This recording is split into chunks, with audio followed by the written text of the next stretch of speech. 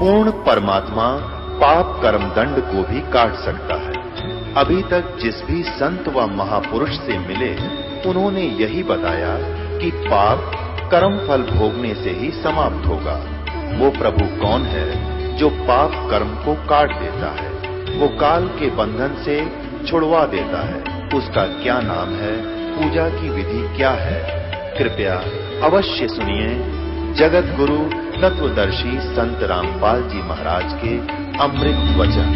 स्वरूपानंद जी महाराज के द्वारा किए गए वर प्रवचन हैं।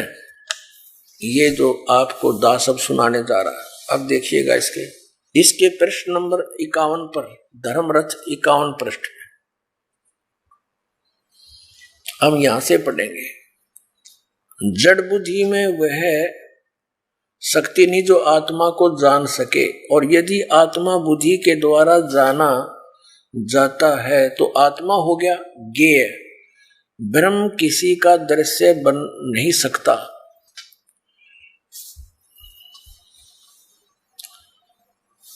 दृश्य नहीं बन सकता, तो फिर बुद्धि ब्रह्म को कैसे जान सकती है? यह प्रश्न बना रहता है, जिसका समाधान हमने संक्षेप में सूत्र रूप में कल सुनाया था, पीछे सुना दिया कि सामान्य बुद्धि उस परमात्मा को जानने में निश्चित रूप से असमर्थ है, परंतु वेदांत शास्त्रार्थ अभ्यास संस्कार जन्य संस्कृत जो बुद्धि है, उस बुद्धि से ब्रह्म का साक्षात्कार होता है। बुद्धि ही विवेक करती है, विवेक करते करते हमें उस स्थिति में पहुंचा देती है जहां जाकर ब्रह्म का साक्षात्कार सहज में ही हो जाता है। ब्रह्म का साक्षात्कार क्या है? जैसे हम किसी मनुष्य को देखते हैं और कहते हैं कि हमने उसका साक्षात्कार किया, आपसे हम मिले, उस प्रकार ब्रह्म से साक्षात्कार नहीं हुआ। फिर कैसा? इस प्रकार ब्रह्म किसी को गोचर नहीं होता, वो दिखता नहीं, इंद्रियों और मन के द्वारा वह नहीं जाना जा सकता। तो ब्रह्म का साक्षात्कार क्या है? वस्तुतः स्थिति यह है कि ब्रह्म को सब जानते हैं। किस रूप में जानते हैं? जिस तत्व के रूप में श्रुतियों ने आत्मा को बतलाया है। आत्मा सबको विदित है। मैं हूं यह कौन नहीं जानता? सब कहते मैं हूं भगवान के संबंध में। तो लोग प्रश्न करते, वे कहते हैं कि महाराज भगवान है कि नहीं? तो हम उनसे यही पूछते हैं कि तुम हो कि नहीं? अगर तुम हो तो भगवान भी है, क्योंकि पहले हमने आपको देखा। मैं कौन हूं? तो अहम ब्रह्मास्मि, मैं ब्रह्म हूं। इस बात का सभी को ज्ञान है, मैं हूं। अब यहां देखते हैं, हम शरीर को जान रहे हैं, तो इसका अर्थ यह हुआ कि शरीर हमसे पृथक है। ये ज्ञान दे रहे हैं स्वरूपानंद जी। इस प्रकार प्राण को हम जानते हैं। शरीर को संचालित करने वाली शक्ति जो है वह प्राण है। प्राण भी हमसे पृथक है। जो मन को जानते हैं, मन भी हमसे पृथक है। महात्मा लोग बतलाते हैं समाधि की विधि, कैसे समाधि लगाई जाए, कैसे आत्म दर्शन किया जाए। तो यह बताते हैं कि पहले स्थिर आसन से बैठ जाएं, शांतिपूर्वक थोड़ी देर स्थिर बैठे रहने पर अपने आप अपने को शरीर मालूम पड़ने लगेगा। मन से यह शरीर है, तो शरीर जिस समय हमारा ध्येय बन जाए, समझ लेना चाहिए हम शरीर से अलग हो गए। फिर मन है, ये आएगा कि इस शरीर को चलाने वाला, हाथ पैर उठाने वाला, रखने वाला मैं हूं। तो हम प्राण में चले गए, प्राण के साथ हम एक हो गए। उस प्राण में दृष्टि केंद्रित कर दिया, तो थोड़ी देर तक प्राण में दृष्टि केंद्रित करने पर प्राण भी आत्मा से पृथक प्रतीत होने लगेगा। फिर हमको लगेगा कि इस प्राण को भी हम प्रेरित करने वाला, संकल्प करने वाला मैं हूं। तो इस प्रकार अर्थ यह है कि हम मन के साथ जुड़ गए, उस मन को भी देखने लग जाए, मन में भी अपनी दृष्टि केंद्रित कर दी जाए, तो मन भी अपनी आत्मा से पृथक होने लगेगा। फिर यह मन में विचार आएगा कि यह संकलात्मक विकलात्मक प्रेरित करने वाला निश्चय करता मैं हूं। तो इसका अर्थ यह हुआ कि हम बुद्धि के साथ तादाम अपन्न हो गए, यानी उसके जैसे हो गए। तब हम बुद्धि में दृष्टि को केंद्रित कर दें तो बुद्धि भी अपने आप पृथक प्रतीत होने लगी।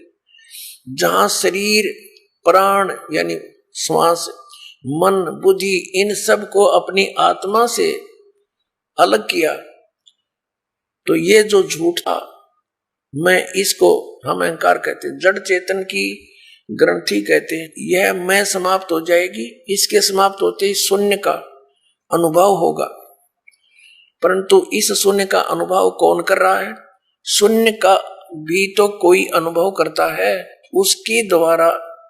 तो जिसके द्वारा शून्य का अनुभव हो रहा है वह शून्य नहीं है, वह पूर्ण है। तो उसमें अपना चित्त स्थिर करके फिर उसको विचलित न होने दे। आत्मा में अपने मन को स्थिर करके कुछ भी चिंतन न करे। इस समाधि में जो अनुभव होगा उस समय वेदांत के संस्कार से युक्त इस अनुभव को समझ लेना कि यही ब्रह्म है। अब इनका कहने का तात्पर्य है कि जैसे हम समाधिस्थ होते हैं, उसमें पहले हम देखेंगे हम शरीर हैं, शरीर को भी कोई बोल रहा है कि ये मेरा शरीर है। फिर मन को देखते हैं, मन मेरा कोई और बोल रहा है। फिर श्वासों को भी, फिर हाथ पैरों को हिलाने वाला कौन है, वो कोई और है। तो कहते फिर कति शून्य हो जाओ, शून्य में आप कुछ भी ना चिंतन करो, फिर आपको महसूस होगा कि आप कौन हो, हम आत्मा है। तो ये जो आत्मा है ये पूर्ण परमात्मा है। इनका अर्थ ही है कहने का। और इसको क्लियर करते हैं, स्पष्ट करते हैं इसको।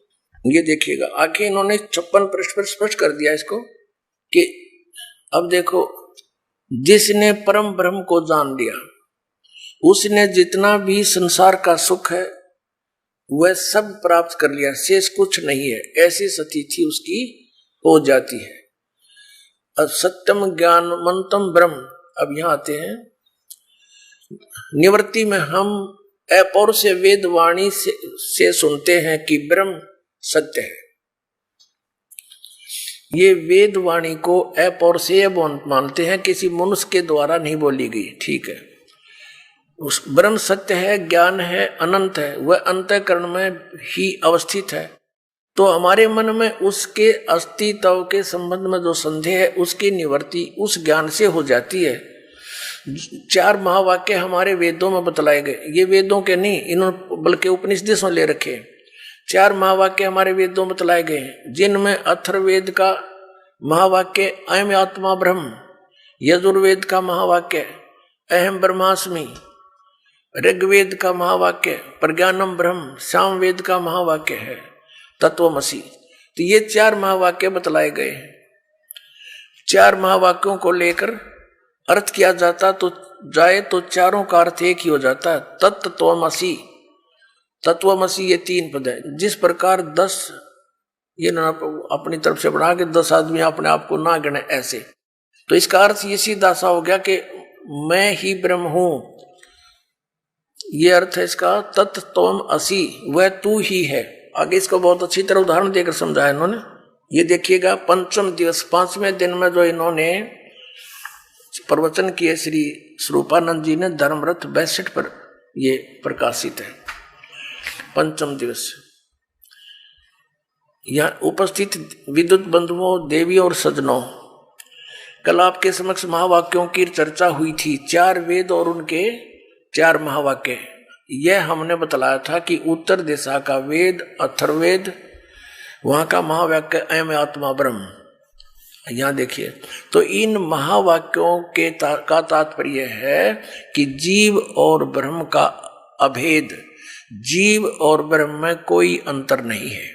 अब जैसे तत्वमसि में तत् पदार्थ ईश्वर है और ईश्वर पहले, यहां कति क्लियर किया इन्होंने, कहीं ईश्वर तो पहले रखकर जीव के साथ उसकी एकता बताई। इन महावाक्यों के अर्थ किए इसने, और कहीं जीव को रखकर ईश्वर के साथ एकता बतलाई है।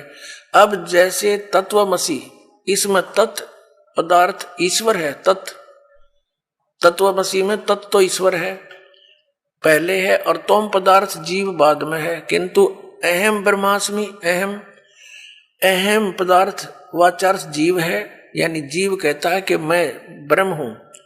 अहम ब्रह्मास्मि, अहम तो जीव है और जीव को पहले रखा है और ब्रह्म को पीछे रखा है। अयम आत्मा में भी आत्मा को पहले और ब्रह्म को पीछे रखा है। और प्रज्ञानम ब्रह्म में भी ये स्थिति है, प्रज्ञान का अर्थ जीव है और वह ब्रह्म है, जीव ही ब्रह्म है, ब्रह्म जीव है, जीव ब्रह्म है, इसका अभिप्राय है। अब आगे इन्होंने बताया कि ये हमारे महावाक्य है ना, अहम ब्रह्मास्मि, यानी एक मठ से जुड़े हुए जितने भी अक्षेत्र के व्यक्ति हैं वो तो ये जाप करो, ये वाक्य भगवान से मिलाने वाले हैं। इसका जो है ना, जैसे वो साधना बताते हैं, इसकी साधना करो समाधिस्थ में, ऐसे विचार रखो अयम आत्मा ब्रह्म, और दूसरे मठ के करो तत्वमसी, तीसरे मठ के ये अभ्यास करो कि प्रज्ञानम ब्रह्म, और चौथे मठ के फिर वो बता रखे उन्होंने सबके नारे नारे अहम ब्रह्मास्मि, ये वाक्य करो। तो ये भगवान से मिलाने वाले हैं। देखिएगा प्रश्न नंबर 63 पर, इसी धर्मरथ के प्रश्न नंबर 63 पर लिखा, परमेश्वर से मिलाने वाले हैं हमारे महावाक्य, ये हमें परमेश्वर का बोध कराते हैं। यह बात समझ लेनी चाहिए कि परमात्मा की प्राप्ति अप्राप्त की प्राप्ति नहीं। एक तो वस्तु किसी देश में हो, भिन्न काल में हमसे भिन्न हो, तो हम उसे प्राप्त करने के लिए प्रयत्न करते हैं। जब हमें प्राप्त हो जाती है तो कहते हैं कि हमने प्राप्त कर ली,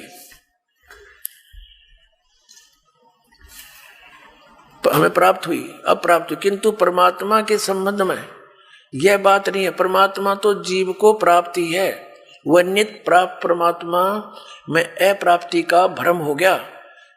जैसे किसी के गले में माला पड़ी है और वही किसी कारण से वह भूल गया और किसी ने आकर बता दिया, तो वो माला देखकर कहेगा हाँ मिल गई। वह अप्राप्य कहाँ थी, अनमिली कहाँ थी, पहले से ही मिली हुई माला थी। उनसे न मिलने का जो भ्रम था वह दूर हो गया तो मिल गया। इस प्रकार परमात्मा सबसे मिला हुआ है। केवल उस परमात्मा को न जानने के कारण हमारी परेशानी है। सबके हृदय में परमात्मा है, वह परमात्मा सबको प्राप्त है। आगे इसने और कुछ बताने की चेष्टा की। अब इसका सारा कुछ निष्कर्ष ये निकला कि जीव ही ब्रह्म है। और यहाँ फिर देखो आगे इनके वर्तन सुनते रहिए, फिर निष्कर्ष क्या निकलेगा देखना, फिर कमाल होगा। अब 66 पृष्ठ पे क्या कहा है कि ब्रह्म से भिन्न किसी और की सत्ता नहीं है, ब्रह्म से ऊपर कोई नहीं है। फिर अब 67 पर क्या कहा धर्मरथ में, वह ब्रह्म ईश्वर कहलाया।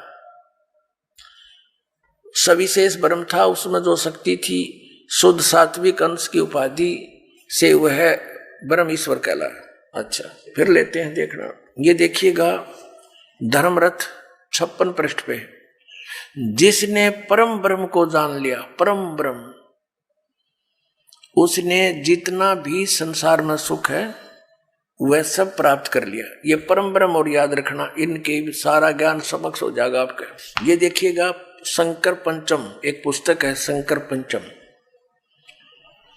और ये आदि शंकराचार्य विरचित पंचम ग्रंथ नाम संग्रह, ये आदि शंकराचार्य के वचन है। ये देखना, तो आदि शंकराचार्य के वचन है तो समझ ले सब के फाइनल है फिर इसमें।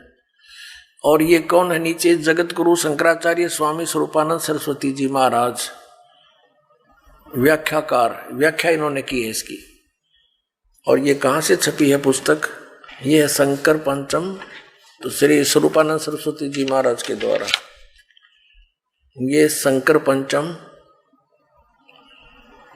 प्रकाशक हैं श्री शारदा पीठ प्रकाशनम, द्वारका इतने इतने, जामनगर गुजरात में, और मुद्रित है श्री माता कमिशिस प्राइवेट लिमिटेड, 20/7/125, केदार घाट वाराणसी, दूरभाष इतने।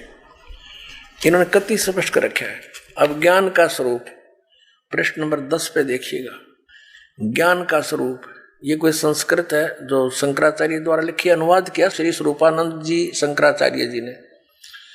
मैं सम शांत सच्चिदानंद स्वरूप ब्रह्म ही हूं,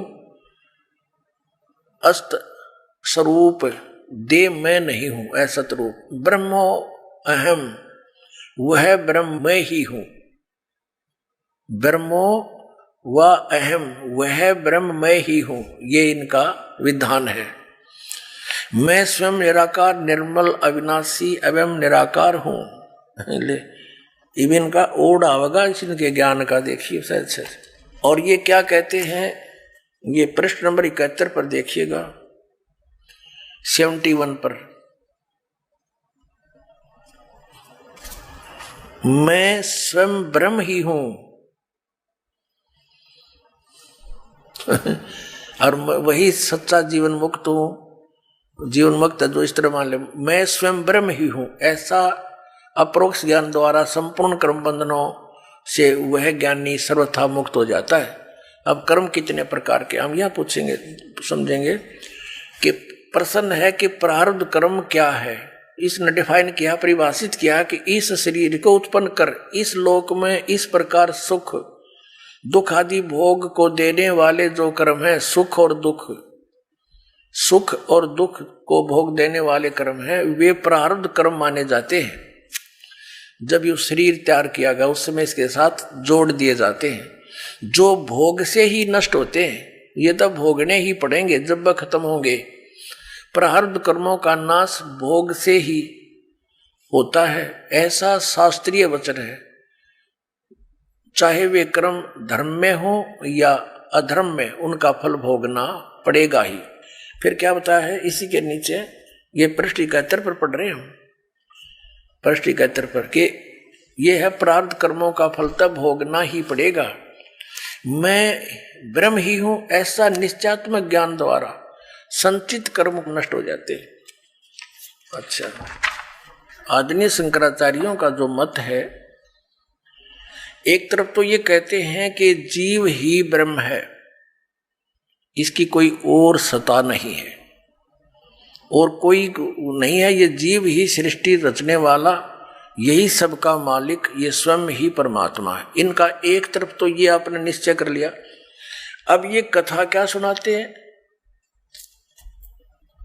और ये पुजारी किसके हैं, श्री विष्णु जी के, नारायण जिसे कहते हैं, श्री वराह जी के, जो विष्णु जी ने वराह रूप धारण किया था, और इन श्री शंकर भगवान के। ये भगवान की तरह के, जब तुम आप भगवान हो, जीव ही ब्रह्म है, तो फिर इनकी पूजा किस लिए। इसको कहते हैं उआबाई का ज्ञान, जिसका कोई सिर पैर नहीं हो। अब देखना, प्रवचन प्रसून एक पुस्तक है, ये है आदरणीय श्री स्वरूपानंद शंकराचार्य जी, देखिएगा। अनंत श्री विभूषित ज्योतिषमष्ट पीठाधीश्वर, द्वारका शारदा पीठाधीश्वर, यानी 2 पीठों के मालिक हैं जगत गुरु शंकराचार्य स्वामी श्री स्वरूपानंद सरस्वती जी महाराज। ये वही दंडी स्वामी स्वरूपानंद सरस्वती जी महाराज, दंडी स्वामी, श्री द्वारका शारदा पीठ। प्रकाशक हैं स्वामी सदानंद सरस्वती, श्री शारदा पीठ द्वारका, गुजरात। और ये यहां से मुद्रित है।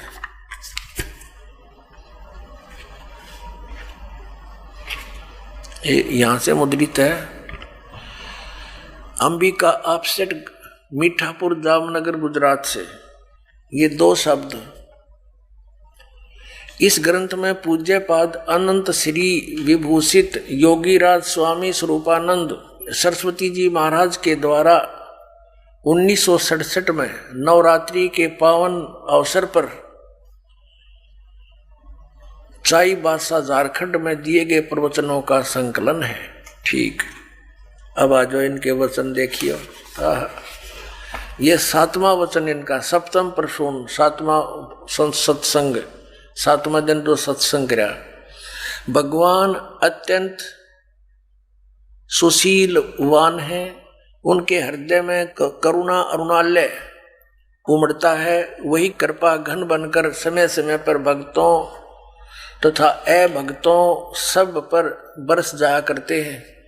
उनकी उदारता का, सुशीलता का अति उत्कृष्ट निर्देशन है कि वह अपने तथाकथित शत्रुओं पर भी, खलों और महादुष्टों पर भी दया की दृष्टि रखते हैं और अपने हाथों से मारकर उन्हें परम गति देते हैं।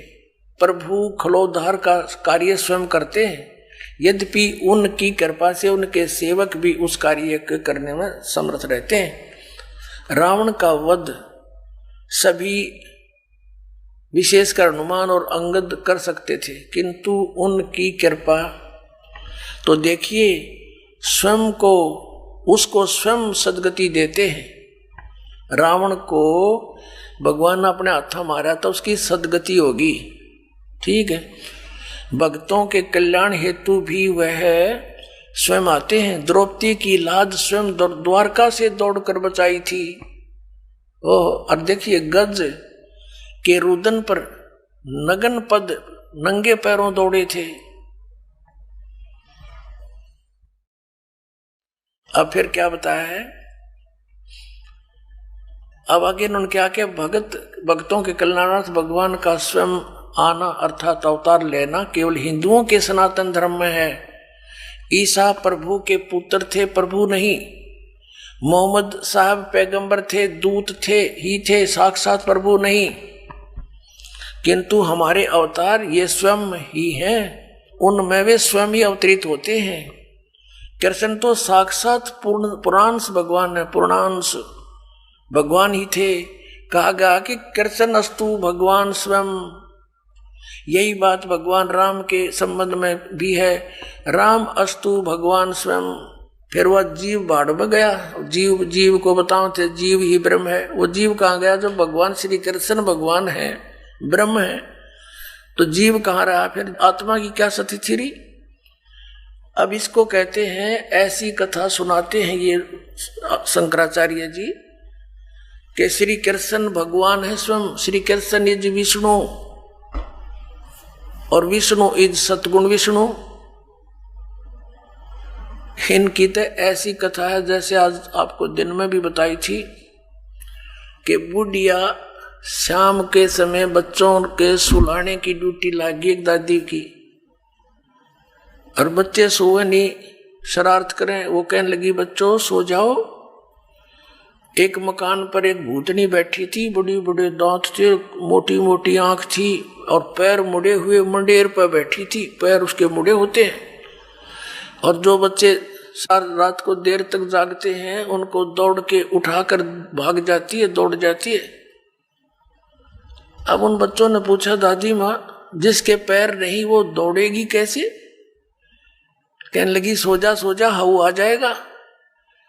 तो बच्चों ने पूछा दादी माँ हाउ कैसा होता है? कि तुम्हारे ही जैसा है, बस कोई भिन्नता नहीं है। इनका वो ज्ञान है इन शंकराचार्यों का। कहते हैं आत्मा क्या है? आत्मा तो स्वयं ही परमात्मा है। और दिखाते हैं आपको, देखिए इनका उदाहरण। ये देखिएगा, एक पुस्तक है धर्मरथ, ये आपको पहले भी दिखाई थी, और ये इन शंकराचार्यों के विचार हैं ये इसके अंदर।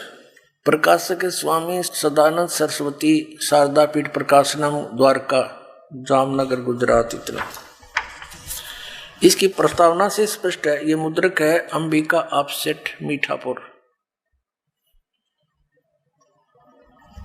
शारदा पीठ प्रकाशनम। इसमें स्पष्ट लिखा प्रस्तावना में कि इस धर्म रथ नामक प्रकृत ग्रंथ पीठाधीश्वर अनंत श्री विभूषित श्री मजद गुरु शंकराचार्य स्वामी श्री स्वरूपानंद सरस्वती जी महाराज के मुखारविंद से निश्रित वाक सुधा का सार संग्रह है। अब देखना, इसके 58 पृष्ठ पर दिखाते हैं आपको। इनके उदाहरण देखा हंसी आवे। ये देखिएगा, ये पृष्ठ नंबर 59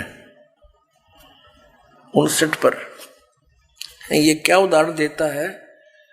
श्री स्वरूपानंद जी शंकराचार्य, 2 पीठों का मालिक, एक शिष्य गुरु के पास गया। जाकर गुरु से पूछा, महाराज यह बतलाइए कि वह देव कौन है जिसके ज्ञान से समस्त पासों से मोक्ष हो जाता है। देवता को जानने पर समस्त पासों से प्राणों का छुटकारा हो जाता। पास माने बंधनों से। गुरु बोले कि साक्षी देवता कौन है? जो मन को जानने वाला है। तो उसने विचार करके कहा, मन का साक्षी तो मैं ही हूं। शिष्य ने कहा, क्योंकि मेरे ही द्वारा मन जाना जाता। तो गुरुजी बोले, तू ही देव है, क्योंकि देव अनेक तो है नहीं। श्रुति में कहता है एक ही देव है, इसलिए तू ही देव है। अब ठीक हो गया। अब दास ने आपको कथा सुनाई कि दादी ने बोली, वो आओ तुम ही हो। तो ये झुंड ला करने का वो देवता तू ही है, फिर भक्ति की आवश्यकता रहेगी। अब देखो, एक तरफ तो ये क्या ज्ञान सुनाते हैं और फिर भगवान की महिमा गाते हैं कि जब इसके हरे राम हरे कृष्ण कृष्ण कृष्ण हरे हरे। पुण्यात्मो, दास ने आज के सत्संग के प्रारंभ में एक शब्द बोला था कि 21 ब्रह्मांड में इस दास के अतिरिक्त वर्तमान में किसी के पास भी सत्संग नहीं है, यथार्थ ज्ञान नहीं है। अब जिसका खामियाना पूरा मानव समाज भुगत रहा है, शास्त्र विधि को त्याग कर मनमानी पूजाएं करके इनकी कैसी बुरी हाल हो रहा है। पितर बनते हैं, प्रेत बनते हैं, फिर यही धर्मगुरु उनके श्राद्ध निकलवाते हैं, जबकि वेदों और गीता में इन कर्म कांड को मना किया हुआ है। अब ये किसकी पूजा करते, पहले आपको दिखाते हैं। इन वर्तमान के शंकराचार्यों को तो ज्ञान होगा कहाँ, इनके भगवानों को ज्ञान नहीं। श्री विष्णु जी, श्री ब्रह्मा जी, श्री व्यास जी जो इनके धर्म गुरु कहलाते हैं, उनको ज्ञान नहीं तो इनको ज्ञान कहाँ से होगा? इनके पास सत्संग कहाँ से होगा?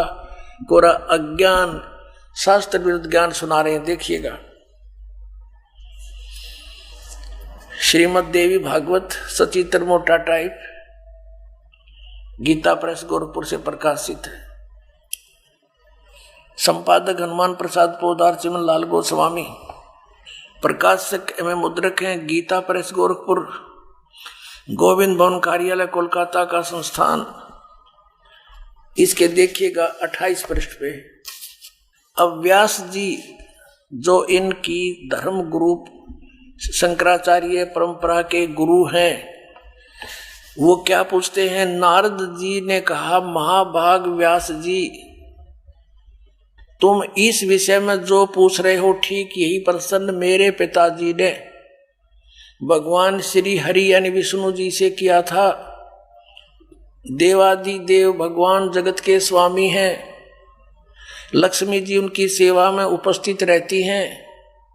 ये कहने का भाव ये विष्णु जी हैं। आगे देखो, 4 भुजाएं हैं, पीतांबर धारण करते हुए शंख चक्र गदा लिए रहते हैं, वक्षस्थल पर श्रीवस्त्र का चिन्ह चमकता रहता है। वे चराचर जगत के आश्रयदाता हैं, जगत गुरु एवं देवताओं के भी देवता हैं। ऐसे जगत प्रभु भगवान श्री हरि महान तप कर रहे थे।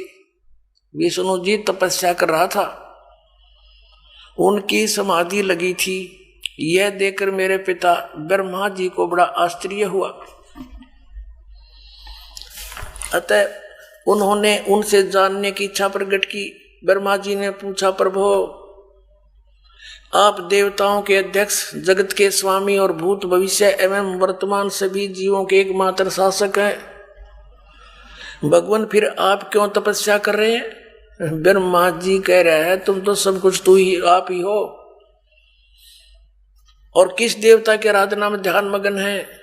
आप क्यों तपस्या कर रहे हो और किस भगवान की पूजा करते हो? मुझे असीम आश्चर्य तो यह हो रहा कि आप देवेश्वर एवं सारे संसार के शासक होते हुए भी समाधि लगाए बैठे हैं। अपने आत्मा ब्रह्मा जी के ये विदित वचन सुनकर भगवान श्री हरि श्री विष्णु जी फिर न्यों बोले। क्या बोले? श्री हरि उनसे कहने लगे, ब्रह्मन सावधान होकर सुनो, मैं अपने मन का विचार व्यक्त करता हूं। देवता दानव मानव सब यही जानते हैं कि तुम सृष्टि करते हो, मैं पालन करता हूं और संकर संहार किया करते हैं, किंतु फिर भी वेद के पारगामी पुरुष अपनी युक्ति से यह सिद्ध करते हैं कि रचने पालने और संहार करने की यह योग्यता जो हमें मिली है, इसकी अधिष्ठात्री देवी शक्ति देवी है। वे कहते हैं कि संसार की सृष्टि करने के लिए तुम में राजसी शक्ति का संचार हुआ है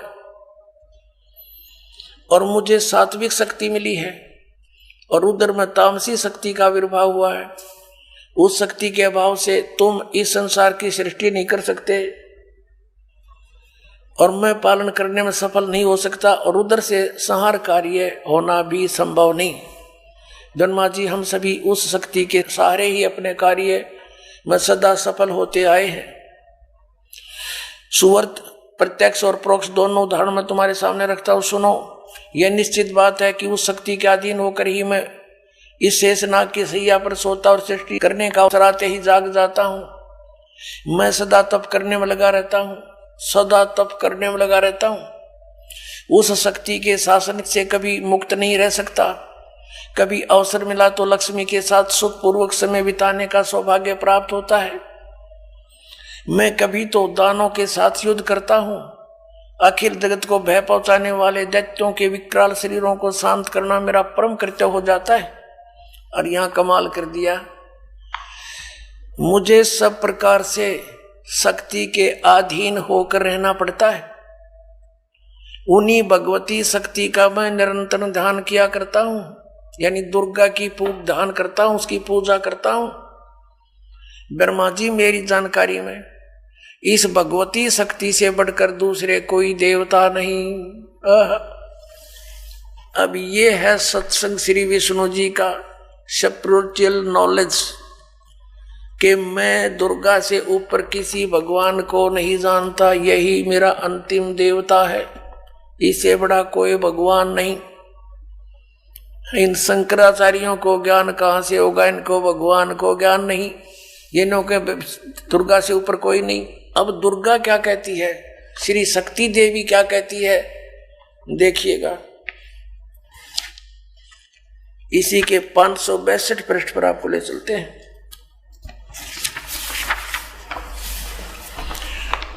वो अपना पहला सकंद पढ़ा था, अब ये 7वां सकंद है।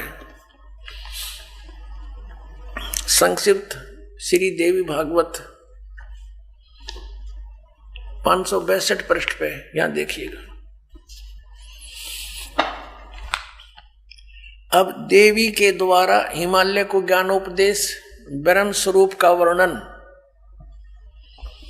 श्री देवी जी कहने लगी, पर्वतराज, अब देवी जी पहले तो अपने विषय में बताती है कि तुमने डरे रोने हैं तो मेरी पूजा कर लो, लेकिन उस ब्रह्म का क्या स्वरूप है यह बतलाया जाता है, जो प्रकाश रूप सबके अत्यंत समीप में स्थित, हृदय रूप गुहा में स्थित होने के कारण गुहाचर नाम से प्रसिद्ध है और महान पद अर्थात परम प्राप्य है।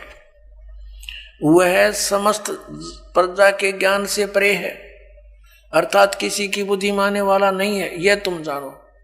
जो ब्रह्म प्रकाश रूप है, जो सूक्ष्म से भी अत्यंत सूक्ष्म है, जिसमें संपूर्ण लोक और उन लोकों में निवास करने वाले प्राणी स्थित हैं, वह यह अक्षर ब्रह्म है। वही सबके प्राण है, वही सबकी वाणी है और वही सबके मन है।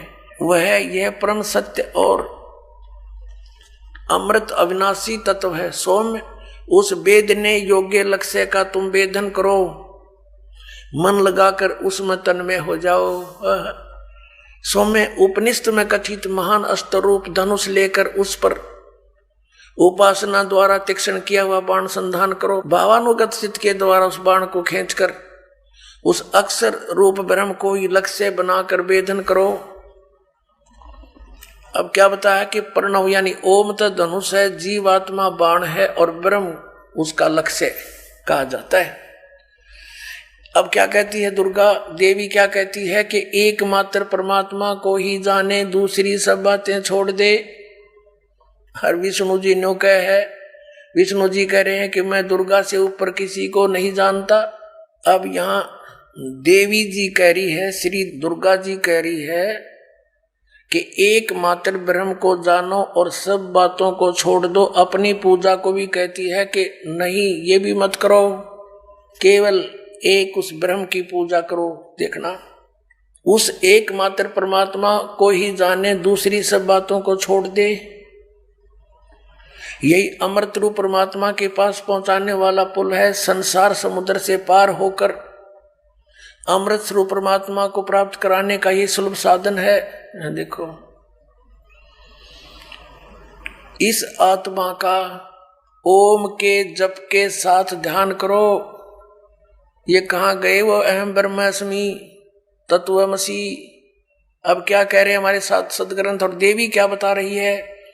इस आत्मा का ओम के जप के साथ ध्यान करो, यानी कोई अन्य आत्मा परमात्मा है, वो अन्य सबसे अलग है।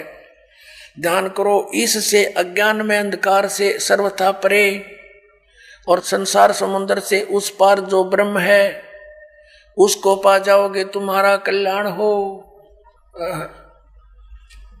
और वो कहाँ रहता है? वह है यह सबका आत्मा, यानी सबका मालिक ब्रह्म, ब्रह्म लोक रूप दिव्य आकाश में स्थित है अपने आत्माओं। इन शंकराचार्यों का ज्ञान कहाँ गया? वो ये कहते हैं ये जीव ही ब्रह्म है। और देवी कहती है कि सब पूजाएं छोड़ दो। विष्णु को तो समझा रही है, आचार्य शंकराचार्य पूजा विष्णु जी नारायण को। विष्णु जी कहता मैं दुर्गा से ऊपर जानता नहीं। हिमालय को ज्ञान दे रही है। श्री दुर्गा जी बता रही है कि केवल एकमात्र उस ब्रह्म को पूजो, उसका ओम नाम है, नथिंग एल्स। और वो कहाँ रहता है? ब्रह्मलोक में। तो वहां चले जाओगे, उसके पास पहुंच जाओगे, तुम्हारा कल्याण हो। वो कहती है ब्रह्म की पूजा करो। अब ब्रह्म क्या कहता है श्रीमद् भगवत गीता में? श्रीमद् भगवत गीता अध्याय नंबर 8 के देखिएगा। श्रीमद् भगवत गीता जयदयाल गोविंद का इसके अनुवादक हैं। अध्याय नंबर 8 के श्लोक नंबर 13 हम आपको दिखाते हैं। ये क्या बताता है 13वें श्लोक में? ओम इति एकाक्षरम ब्रह्म व्यवहारन माम अनुसमरण ये प्रयाति तजंदेहम स याति परमाम गतिम। माम ब्रह्म, मुझ ब्रह्म का केवल ओम यह एक अक्षर है जो उच्चारण करके श्रवण करता हुआ, यह प्रयाति तजंदेहम जो शरीर छोड़कर जाता है, ये श्रवण करता हुआ, स याति परमाम गतिम जो ओम से मिलने वाली, यह शुरू किया ओम ओम, यह इनका अनुवाद है। यह एक अक्षर रूप ब्रह्म को उच्चारण करता हुआ, अक्षर रूप ब्रह्म को नहीं। ये को कहता माम ब्रह्म, मुझ ब्रह्म का केवल एक ओम अक्षर है, नथिंग एल्स। निचिंतन करता हुआ शरीर त्याग कर जाता हुआ पुरुष परम गति को प्राप्त होता है। यानी ओम से होने वाली जो परम गति है, ये ओम। और इन्होंने इस ओम को ऐसे लिखा अनुवाद में, ओम ओम, ये समझो चाहिए, समझो। अब ये तो है, कहता है मेरी साधना करनी है मुझ ब्रह्म की, तो मेरा एक ओम मंत्र है। फिर इसने 70वें अध्याय के 23वें श्लोक में कहा कि सच्चिदानंद घन ब्रह्म, उस सच्चिदानंद घन ब्रह्म की साधना करने से तेरा पूर्ण मोक्ष होगा। फिर वहां पहुंच जाएगा जहां जाने के बाद लौटकर साधक फिर कभी संसार में नहीं आते। अपनी सतीथि को गीता ज्ञानदाता कहता है मेरी सतीथि तो नाशवान है, मैं भी जन्म मृत्यु के अंदर हूं और तू भी अर्जुन। देखिएगा अध्याय नंबर 2 का, अब श्लोक नंबर 12 देखो। अध्याय नंबर 2 और श्लोक नंबर 12। न तो ऐसा ही है कि मैं किसी काल में नहीं था, अथवा तू नहीं था, अथवा ये राजा लोग नहीं थे, और न ऐसा ही है कि इससे आगे हम सब नहीं रहेंगे। हो गया स्पष्ट के गीता ज्ञान दाता कह रहा है कि मैं भी जन्म मृत्यु होती है, पहले भी थे तू और मैं, आगे भी होंगे, और ये ना सोच के हम वर्तमान में ही। आगे देखना चौथे अध्याय के अध्याय नंबर 4 और श्लोक नंबर ये 5 है। यहाँ इसकी संस्कृत है, यहाँ इसका अनुवाद है। ये प्रणतम अर्जुन, मेरे और तेरे बहुत से जन्म हो चुके हैं, उन सबको तू नहीं जानता, मैं जानता हूं, मैं जानता हूं। और फिर 9 में क्या कहा है, अध्याय नंबर 4 का श्लोक नंबर 9 में, हे अर्जुन, मेरे जन्म और कर्म दिव्य हैं, अलौकिक हैं।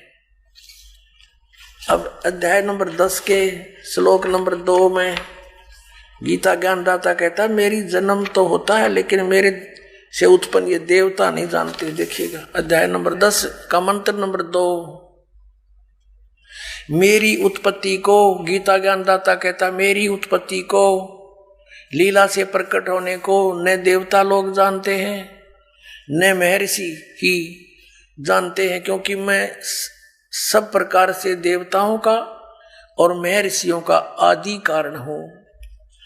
इसे सिद्ध है कि गीता ज्ञानदाता की उत्पत्ति तो है, लेकिन ये इससे उत्पन्न, इसके पुत्र रजगुण ब्रह्मा, सतगुण विष्णु, तमगुण शिव जी, फिर इनसे आगे उत्पन्न जितने भी ये देव देवता हैं, ये इस ब्रह्म के जन्म डेट ऑफ बर्थ को नहीं जानते। अब जैसे संतान की डेट ऑफ बर्थ यानी जन्मदिन को पिता बता सकता है, लेकिन पिता की उत्पत्ति को बच्चे कैसे जाने? उसको कौन बताता है? दादाजी बताते हैं। पिता के पिता तो सबके पिता वो कबीर परमेश्वर हैं, वो बंदी छोड़ कबीर साहेब हैं, वो परम अक्षर ब्रह्म है, सच्चिदानंद घन ब्रह्म है। उस परमेश्वर ने आके बताई है इस ब्रह्म की उत्पत्ति, क्योंकि वो उसी का द्वारा उत्पन्न किया हुआ है। तो अपने पुत्र की उत्पत्ति, अपने अन्य संतान की उत्पत्ति, पोते पोतरों की उत्पत्ति दादाजी को खूब याद होती है। लेकिन ब्रह्म कह रहा है कि मेरी उत्पत्ति तो हुई है। ये गीता ज्ञानदाता श्री कृष्ण में प्रवेश करके ये काल बोलता है, ब्रह्म बोलता है। ये कहता है कि मेरे कर्म और जन्म अलौकिक होते हैं। अलौकिक कैसे होते हैं? स्वयं किसी के सामने प्रकट नहीं होता, ये गुप्त रहता है। गीता जी अध्याय नंबर 7 के श्लोक नंबर 24 और 25 में स्पष्ट किया है इसने। देखिएगा अध्याय नंबर 7 श्रीमद् भगवत गीता श्लोक नंबर 24 में, बुद्धिहीन मेरे अनुत्तम अविनाशी परम भाव को न जानते हुए मन इंद्रियों से परे मुझ सच्चिदानंद परमात्मा को अव्यक्तम माम व्यक्तिम आपनम मनन्ते। इसका अर्थ हम ऐसे भी पढ़ेंगे, इन तड़ंगा करने की चेष्टा की है, क्योंकि जहां इनकी समझ में नहीं आया इन्होंने गलती कर डाली। देखना, व्यक्तिम अव्यक्तम माम व्यक्तिम आपनम मनन्ते, अव्यक्तम माम मुझ अव्यक्त को, ये बुद्धिहीन मेरे अनुतम ये घटिया विनाशी परम भाव को यानी विशेष नियम को नहीं जानते। मुझ अव्यक्त को मैं छुपा रहता हूं और मुझे ये व्यक्तिम यानी मनुष्य रूप में, कृष्ण रूप में प्राप्त हुआ मानते हैं। I am not Krishna. क्यों? अब 25 में बताया, देखिए इसका यह अनुवाद किया है। अपनी योग माया से छिपा हुआ मैं सबके प्रत्यक्ष नहीं होता, छुपा रहता हूं मैं।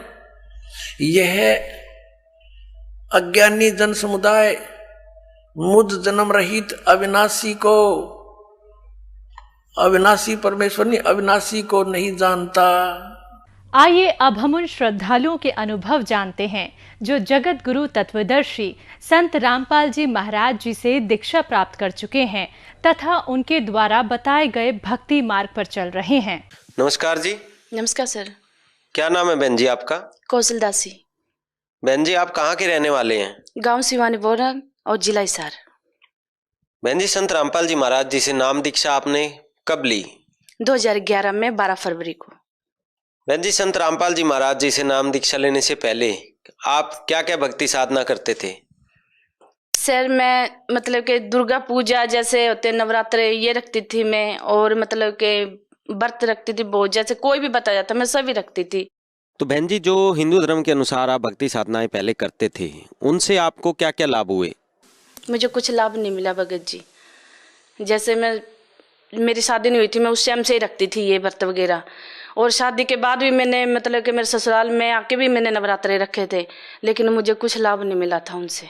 जैसे भी पहले मेरी गुड़िया हुई, गुड़िया होने के बाद में उन्होंने मेरा दूध नहीं लिया, ऐसे ही मैंने पाली उसको, मतलब ऊपरला दूध पिला के पाली। कभी फट जाता था दूध, कभी कैसे ही दूध, मतलब कि वो बेटी बहुत ज़्यादा बीमार रहती थी मेरी। उसके बाद में बेटा हो गया तो ये भी बीमार रहने लगा, जैसे हाथ हो तो इसके सभी निकले। मैंने सभी 2 पूजाएं मतलब कि जितनी भी थी मैंने सब झाड़ पूछ करा, लेकिन कुछ भी आराम नहीं मिला इसको, और मेरा बेटा बहुत बीमार रहता था। तो आपने बताया कि आपका बेटा पहले से बीमार रहता था, तो आपके बेटे को क्या प्रॉब्लम रहती थी? जैसे उनके जोड़ निकलने, यहाँ से निकल जाना, यहाँ से असली वगैरह होती है वो निकल जाने, यहाँ से मोढ़ा निकल जाने। तो मैं रोज ही जाके उनसे पड़ोसियों से उसके चकवा के लाती थी, और घर वाले बेचारे चकने के लिए तस्वीरें कहते क्या उठाएं इसको, इसके हाथ पैर तो निकलते हैं, हमारा जी तो करता है खिलाने के लिए, लेकिन फिर निकल जाएंगे इसके। अब मैं घर का काम करूँ या बच्चे को रखूँ, मैं बहुत रोती थी उस टाइम। फिर ये बीमार भी बहुत रहता था, जैसे जो दूध होता ना ऐसे तो इसकी उल्टी दस्त ऐसा बुरा हाल रहता था। एक बरवाले में डॉक्टर है बलवीर, मैं हर रोज वहां लेकर चली जाती थी इसको, लेकिन कुछ भी फर्क नहीं पड़ता था भगत जी। मैं बहुत रोती थी उस टाइम। मेरी एक सिस्टर थी बड़ी वाली, तो उनके ना मतलब के छाती थी एक साइड से, उनकी छाती में गांठ हो गई थी और उनको कैंसर बन गया था। हमने ना उसको बहुत दिखाया, बीकानेर तक भी लेके गए, लेकिन उसको कुछ लाभ नहीं मिला। वो आखिर में आके वो एक्सपायर हो गए।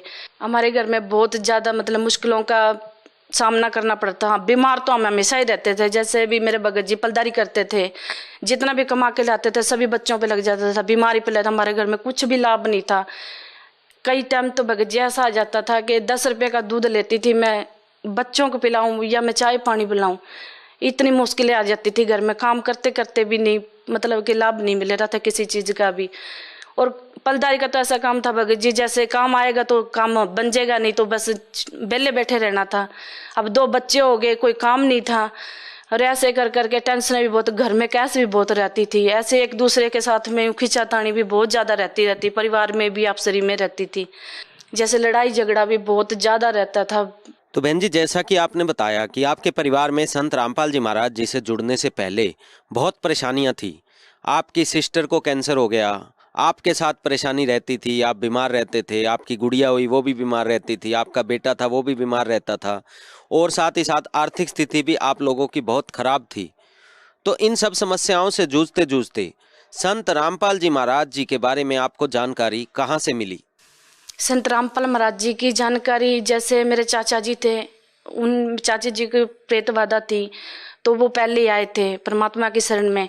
आने के बाद में फिर उन्होंने मम्मी को बताया भी ऐसे ऐसे करके, जैसे मेरे बेटा हुआ था भी उसका जलवा पानी भरवाना था, तो वो मना कर गए थे कि हम नहीं आएंगे आपके यहाँ पर भाई, जैसे हमने तो नाम ले लिया। तो मैंने बोले मैं खाना तो खाओगे? कह रहे थे नहीं हम खाना नहीं खाएंगे भाई, हमने तो नाम ले रखा है। तो बस हमें पता नहीं था इस चीज़ का, तो वो आ तो गए थे लेकिन उन्होंने खाया पिया कुछ नहीं था। और उसके बाद में फिर चाची जी आए हमारे पास में, चाचा जी मतलब के मालिक की चर्चा करने लगे पापा के साथ में। फिर मम्मी भी चली गई, करी मैं देख के आऊँगी। फिर उन्होंने नाम दीक्षा ले ली। आने के बाद में फिर वो बताने लगी भी ऐसे ऐसे करके कि आप बहुत वहाँ पर परमात्मा आए हुए हैं और आप चल के तो देखो भी बच्चा बीमार रहता है, शायद ठीक हो जाए वहाँ जाने से बाद में। मैं कहा मैं नहीं जाऊँगी, वे तो कहते हैं सभी देवी देवता छुटवाते हैं, और मैं तो शुरू से भी देवी देवताओं की पूजा करती आ रही हूँ। तो कह रही थी एक बार जाके तो देख ले, क्या फिर देख लेना।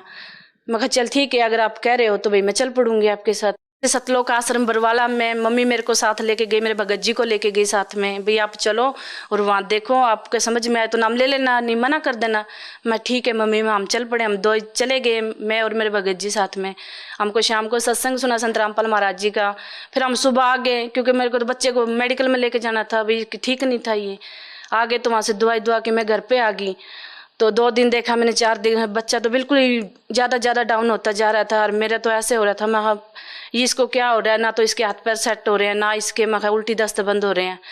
तो फिर मम्मी जी कहने लगी, पापा जी भी, क्या बेटा आप ऐसे करो, आप एक बारी आश्रम में चले जाओ, और आप आपकी मम्मी ने नाम ले रखा ना, आप वहाँ से नाम लेके देख लो एक बारी। तो मैंने कहा मैं ठीक है पापा जी, मैं कहा अगर आप बोल रहे हो तो मैं कहा मैं संत रामपाल महाराज जी से दीक्षा ले लूँगी, पर लूँगी जब मेरा बच्चा ठीक हो जाएगा अच्छी तरह से। तो पापा जी बोले चलो आप ठीक है, आप ले लो नाम दीक्षा तो ले जाके और देखो आप अगर आपको फ़ायदा लगता है तो मैं और मेरे भगत जी हम दोनों ही आ गए। आने के बाद में मैंने मतलब कि 2011 12 फरवरी को परमात्मा से संत रामपाल महाराज जी से दीक्षा ली। जिस टाइम परमात्मा दर्शनों के लिए आ रहे थे और हमने मालिक से अरदास लगाई, मैंने मखा मालिक ये बच्चा है, इसके हाथ पैर निकलते हैं सारे और उल्टी दस्त इसके दूध बरगे लगे हुए हैं, मालिक मखा ये ठीक नहीं रहता बच्चा। परमात्मा हंसकर बोले बेटा मर्यादा में रहना, इसके कुछ नहीं होएगा। तो उस दिन का दिन है और आज का दिन है, परमात्मा की दया है इस बच्चे पे, ये बिल्कुल ठीक है और मालिक की दया से मुझको लाभ बहुत मिले हैं। आप परमात्मा किसको संबोधित कर रहे हैं? संत रामपाल महाराज जी को। संत रामपाल महाराज जी परमात्मा हैं और उन्होंने बच्चे को ठीक किया है। उन्होंने जैसे हमारे घर में कैसे रहती थी, नाम लेने के बाद में सब कुछ ठीक रहने लगा, अच्छा लाभ मिलने लगा हमें। जैसे भगत जी काम करके आते थे, पैसे लाते थे, पैसे भी जुड़ने लगे, बीमारियों से बचे हम। और भगत जी एक प्लाट था जैसे हमने लेना था, भगत जी कह रहे थे भी एक प्लाट लेंगे, तो मैंने गुरुजी से प्रार्थना लगाई, मैं कहा गुरुजी प्लाट लेना। गुरुजी ने कहा बेटा पैसे हैं, मैं कहा नहीं गुरुजी, कह रहे नहीं लेना प्लाट, तो हमने नहीं लिया। तो फिर उसके बाद में मैं हमेशा प्रार्थना करती थी परमात्मा मैंने एक छोटा सा प्लाट दुआ दो अलग से, तो मालिक ने वो भी मेरी प्रार्थना पूरी करी। जैसे भी मतलब कि एक प्लाट था हमारे पड़ोस में ही, वहाँ पर ना आदमी गोली खा के मरे हुए थे उस प्लाट के अंदर। उस प्लाट से सभी को डर लगता था, जैसे तीन चार बार किसी को लेके छोड़ रखा था वो प्लाट सर जी। तो हमने भगत जी ने एक दिन मेरे को बोला कि हाँ आप एक प्लाट ले लें आप। मैं कहा कौन सा जी?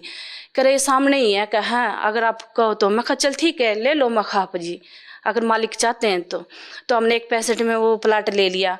तो भगत जी आप मानोगे नहीं, इतना सुख दिया उस प्लाट में। आज ना वो प्लाट के नाम से जो लोग डरते थे ना, उस प्लाट में जो आदमी तीन मरे थे ना, वो पड़ोसियों के चले गए। जिस दिन मैंने पेमेंट करी उसी दिन मैंने जोत लगा दी परमात्मा की उस प्लाट में। तो वो पड़ोसियों के जाके ना यानी कि कहने लगे, क्या उस लड़की में बोलने लगे कि उससे पूछा ना भैया ऐसे रहती भैया आप कौन हो? कह रहे भैया हमारा कहा उन्होंने आपका नाम बताया दोनों ने भी, वो आदमी तिमी है कि वो आपका घर है तो आप हमारी बेटी में क्या कर रहे हो? कह रहे नहीं, कहा वो हम वहाँ नहीं जाएंगे, वहाँ तो संत रामपाल महाराज जी बैठे हैं, अब हम उस घर में नहीं जा सकते। तो उन्होंने हमें बताया भैया ऐसे ऐसे करके, कहा भैया आपके घर में संत रामपाल महाराज जी है, वो यहाँ आए थे ना जो उनसे गोली खा के मरे थे, वो इस लड़की में बोले थे कहा जाके। तो आज उस घर के पे आप देखोगे ना भगत जी परमात्मा ने इतना कर रखा है उसको। एक छोटी सी दुकान के लिए मैंने प्रार्थना लगाई थी, मैं कहा मालिक मैंने छोटी सी दुकान करनी है भगत जी को, अगर आपकी दया हो तो। परमात्मा बोले ठीक है बेटा कर लो। जब हमने वो दुकान करी भगत जी, आज उस दुकान इतनी टॉप से चल रही है वो दुकान, और अच्छा घर बन गया वो वहाँ पर। अब सभी का दिल लगता है वहाँ पर आके भगत जी। जैसे सभी कहते हैं भाई यहाँ पर तो डरते थे लोग लिकड़ते हुए, और आपका तो परमात्मा ने ऐसी सुन रखी है, तो आज इस घर में आकर इतना दिल लगता है कहा बहुत ज्यादा। मैं ये परमात्मा संत रामपाल महाराज जी की दया है। और जैसे भगत जी लाभ मैं आपको बताऊं, जैसे मेरी बहन थी मेरे साथ में, उनकी शादी हुई थी, मेरे 2 बच्चे थे और उनके पास नहीं थे। जैसे मेरे को भी दुख होता तभी मेरे 2 हैं और उसके पास नहीं है। जैसे डॉक्टर को वगैरह दिखाया लेकिन नहीं हो उसको, वो उदास तो रहती थी। वैसे मैं भी क्या कर सकती थी। तो मैंने उससे बोला मखा बहन तू भी नाम ले ले, परमात्मा दया करेंगे। मखा आप विश्वास करना मखा मालिक पे, ये सब कुछ कर सकते। मैं अपना देख बेटे की तरफ देख, ये बेटा भी तो ठीक है। तो भगत जी उसने नाम ले लिया। नाम लेने के बाद में परमात्मा ने उसको 3 बच्चे दिए मालिक ने, अपने कोटे से मालिक ने। आज उस बहन के पास 3 बच्चे और इतनी भक्ति करते मालिक, इतने सुख दे हमें। और वो उसी का घर वाला मेरी बहन जिसके साथ में शादी हुई है, वो गाड़ी लेके जा रहा था भगत जी, और गाड़ी पलट गई। पलटने के बाद में खाई में गिर गई गाड़ी, और उसमें सत्संग लगा रखा था उसने। फोन आया कैसे ऐसे गाड़ी पलट गई। तो भगत जी मेरे को घर छोड़ के कह रहे हम वापसी जा रहे। मैं कहाँ जा रहे हो आप? क्या कोई नहीं गाड़ी खराब हो गई वहां जा रहे हम। मैं ठीक है भगत जी। जब मेरे को बाद में पता चला भी ऐसे ऐसे करके उनकी गाड़ी खाई में गिर गई थी, तो मैं मालिक से प्रार्थना लगा रही थी, मालिक आप तो सुख देते हो परमात्मा, पर ये इतना बड़ा ये कैसे हो गया परमात्मा? जब वो वापसी आए ना तो मैं भाज के गई उसके पास, वो हंसने लग गया था ना। मैं बोली, मैं भाई तेरे को चोट तो नहीं आई? कह रहा नहीं भाभी मेरे को चोट नहीं आई, मैं तो ठीक हूँ। क्या खाई में मैं इस तरह चले गया, आगे कुत्ता आ गया था और वो गाड़ी के ब्रेक नहीं लगे, वो एक साइड पे पलट गई। तो अंदर का मालिक का सत्संग चल रहा था और उसने ना अंदर से ही राड चक्के और शीशा तोड़ के वो बाहर निकला है। बाकी सारे पड़ोस के जितने भी थे वहां देख रहे थे, वो सभी भाज के आए भी इसमें गाड़ी में जो आदमी था वो नहीं है। जो देखा नहीं, बोले नहीं मेरे को कुछ नहीं हुआ, मैं ठीक हूँ। और परमात्मा के दया से सत्संग चल रहा था अंदर में, तो गाड़ी का शीशा तोड़ के बाहर आ गया क्या, और दूसरी गाड़ी में भर के ले आएंगे कपास के।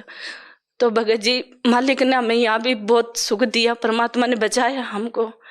और मेरे भगत जी थे, जैसे सिलेंडर लेने के लिए जा रहे थे, आगे से बस आ गई और बग्गी आ गई, उसके बीच में मोटरसाइकिल लगा और जो चलाने वाला था वो गिर गया।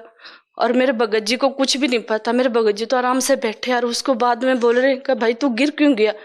कर भाई आगे से बग्गी में लगे, इस साइड बस आ गई और मैं गिर गया क्या। और मेरे भगत जी आके बता रहे आज मालिक के शरण नहीं होता तो मैं पता नहीं क्या हो जाता। और रात को उनको सपने में भगवान दिखाई दे, कह रहे मैं समुद्र में डूब रहा था, परमात्मा ने मेरे को हाथ पकड़ के निकाला। तो सवेरे उनके साथ में ये हादसा हो गया, आज मालिक ने मुझे बचाया है। परमात्मा की दया देगा, आज मालिक की शरण में है ना, तो हर दुख से हम टल रहे हैं, मालिक बचाने। तो इसी को भगवान कहते हैं। भगवान सर जी हमने इतनी पूजा पाठ की जैसे कोई अंत नहीं है। मैं बहुत पूजा करती थी शुरू से ही और मेरे को कोई लाभ नहीं मिल रहा था। जिस दिन से मालिक से जुड़ी हूँ उस दिन से पता लगा मेरे को सुख। आज मालिक ने मुझे इतना सुख दे रखा ना, परमात्मा ने, कि मैं बता नहीं सकती भगवान के कितने सुख गिनाऊं मैं आपको। बेटा जैसे आज बेटा भी मेरे साथ में है भगत जी, और परमात्मा की दया वो खेल कूद में सब चीजों में भाग लेता है, परमात्मा की दया से बिल्कुल ठीक रहता है। बहन जी, आपने बताया कि संत रामपाल जी महाराज से नाम दीक्षा लेने से पहले आपकी बहन के कोई संतान नहीं थी, लेकिन संत रामपाल जी महाराज जी से नाम दीक्षा लेते ही उनको 3 संतानें प्राप्त हुई और आपके बेटे की जो परेशानी थी उसकी हड्डियां जो थी वो खुद ब खुद डिसलोकेट हो जाती थी, वो भी संत रामपाल जी महाराज से नाम दीक्षा लेने के बाद बिल्कुल ठीक हो गया। इसके अलावा आपके पति का एक्सीडेंट हुआ, लेकिन संत रामपाल जी महाराज जी ने आपके पति को खरोंच तक नहीं आने दी और उन्हें भी जीवन दान दिया। आपके देवर की गाड़ी भी खाई में गिरी, लेकिन संत रामपाल जी महाराज ने उन्हें भी जीवन दान दिया। तो अगर ये कहें कि संत रामपाल जी महाराज ने आपके घर में, आपके परिवार में सुखों की बारिश ही कर दी है, तो ये कहना बिल्कुल भी गलत नहीं होगा। तो बहन जी, जो श्रद्धालु आज आपको सुन रहे हैं उन्हें आप क्या संदेश देना चाहेंगे? सर जी जो भी आज मेरे को देख रहा है, मैं तो यही कहती हूँ संत रामपाल महाराज जी की शरण में आइए। और देख तो सकते हो जी, जैसे अब मैं हूँ, मैं कितनी दुखी थी, जैसे मेरे भगत जी पलदारी करते थे और कितना दुख था, हमारे घर में क्लेश रहता था बहुत ज्यादा, सभी दुखी थे। और मालिक से संत रामपाल महाराज जी से नाम दीक्षा लेने के बाद में हमें बहुत सुख हुए हैं। तो मैं तो यही चाहती हूँ जैसे मुझे मालिक ने सुख दे हैं आप भी ले सकते हो पर संत रामपाल महाराज जी से जुड़कर। बहन जी, संत रामपाल जी महाराज जी से जुड़ने के लिए क्या करना होगा? साधना चैनल पे आजकल तो बहुत चैनलों पे परमात्मा ने संत रामपाल महाराज जी के सत्संग आते हैं और उन पे एक पट्टी चलती है नीचे, वहां पर नंबर दिए गए होते हैं और आप उन नंबरों को मतलब के कांटेक्ट करके आप किसी भी नामदान सेंटर पे फोन करके मतलब बता देंगे आपको भाई कहाँ पर नामदान सेंटर है, तो वहां से आप नाम ले सकते हैं। धन्यवाद बहन जी। सत साहिब जी।